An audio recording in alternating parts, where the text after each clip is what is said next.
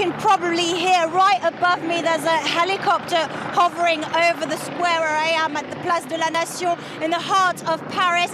And as you can see, most of the protesters have started clearing out of the square. There are still a few dozens of them still left from the protest, but there you can see right here, maybe my colleague can pan around, but the police officers are starting to close in onto the protesters. There are dozens of police vans. They are all armed. They've been firing tear gas against the protesters. Some of them, a group of troublemakers, have started attacking police forces, throwing food, throwing cans of beer bottles towards the police.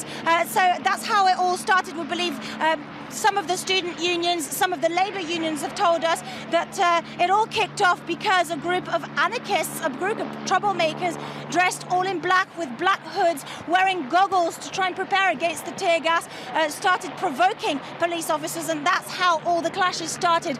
As you can see behind me, police are closing in onto the protesters. The helicopter keeps on hovering there, and tear gas is still being thrown. As you can see, smoke is rising above the square. Now, all this throughout the afternoon, it all started at around 3 p.m. Paris time, near the Austerlitz metro, which is right next to the river Seine.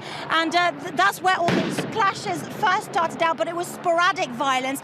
And now it seems that things are starting to get ugly. I don't know how long it's going to last, but many of the protesters that we've talked to said that they were disgusted by the way that the protest had ended.